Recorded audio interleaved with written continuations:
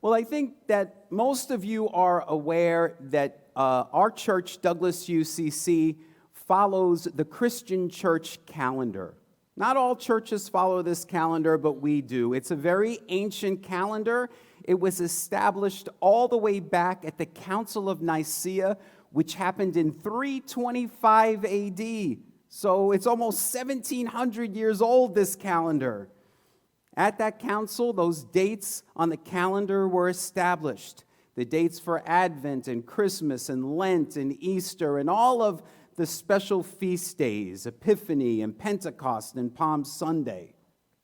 Now, today on the Christian church calendar, we are celebrating one of those special feast days. It's called Christ the King Sunday, or Reign of Christ Sunday. This one wasn't established 1,700 years ago. As we heard in our words of integration and guidance this morning, the Feast of Christ the King is a fairly new feast day. It's less than 100 years old. It was established by the Christian church in 1925. And if you know anything about history, you know that that's a time around the world of great political turmoil and unrest. It's a time where we got to see the rise of people like Stalin and Mussolini and Hitler.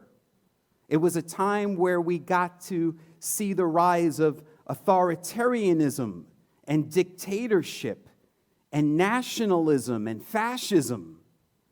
And so the Christian church at that time established Christ the King Sunday to declare there is only one power in the world, and that is the power of the Christ. The church established Christ the King Sunday to challenge those political leaders and those political movements that valued power over peace and dominion over justice. And that is why our Feast of Christ the King Sunday is so timely today in 2022. Because sadly, in recent years, we have seen once again the rise of nationalism and fascism, not only in our country, but around the world. And so today's feast day is an important reminder for us that Jesus came to establish a different kind of kingdom.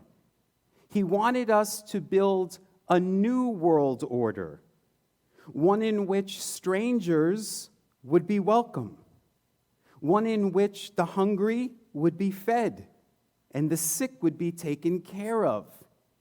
He wanted us to establish a new world in which the least of these would be the most important, where the last would be first, and where the lowly would be lifted up high. And that's not how kingdoms are usually built, are they? That's the opposite of how worldly kingdoms are built. Most kingdoms around the world were built on power and domination and control, on the oppression of people, especially the poor and the marginalized. That's how kingdoms are built. Jesus was envisioning a different kingdom, but then again, Jesus was a different kind of king. Now, we see in the gospel reading today for Christ the King Sunday, Jesus on the cross again is asked if he is the king. We see they even have above his head, King of the Jews.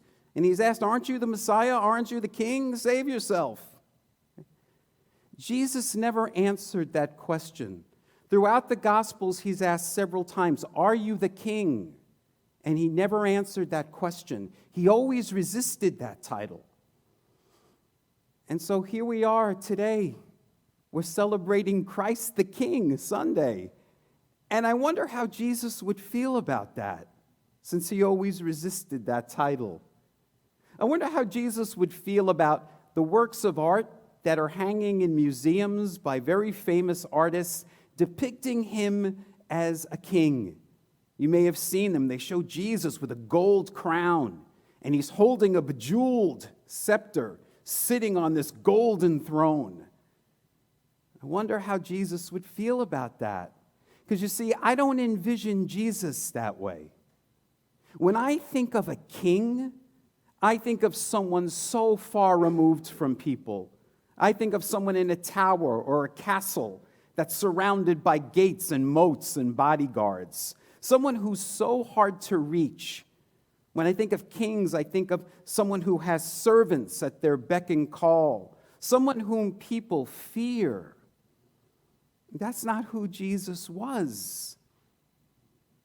Now, our friend John Pavlovitz, many of you follow John Pavlovitz. He is a Christian writer, and we were so fortunate back in 2018 to have him here standing on this altar preaching to us.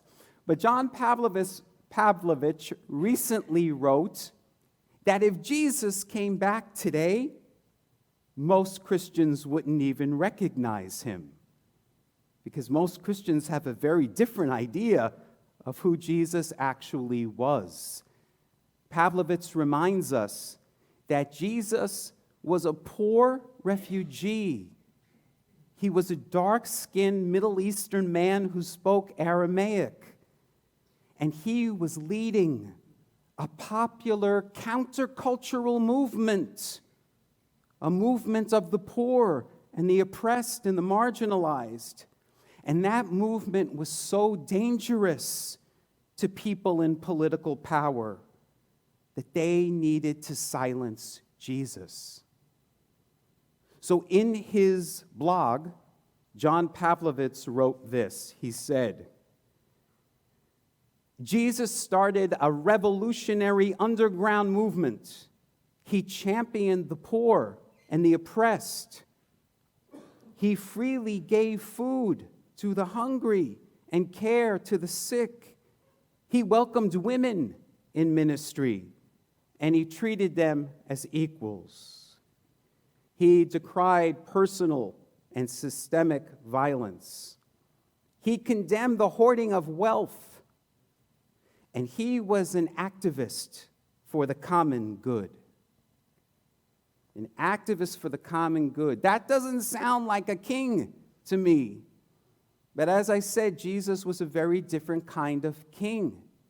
My friends, if we truly are to call ourselves Christians, followers of the way of Jesus, then we have to keep building that kingdom that he envisioned, welcoming the stranger, caring for the sick, lifting up the lowly.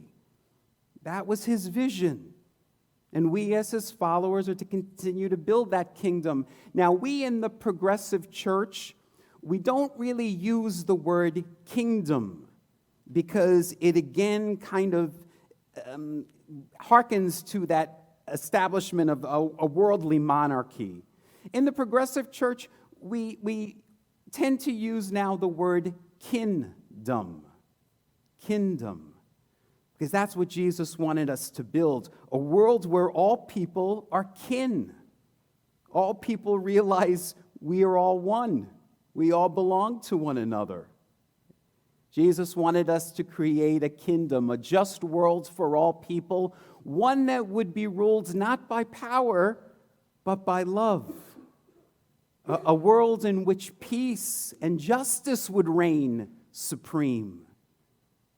So that's what we're celebrating on Reign of Christ Sunday. This isn't a day of coronation for Jesus. We're not putting a crown on Jesus' head today. I think Jesus would have been repulsed by that idea. He didn't want to be king. Today's feast day isn't called Jesus the King. It's called Christ the King. Now, yes, Jesus was the Christ, as we heard so beautifully in our words of integration and guidance this morning.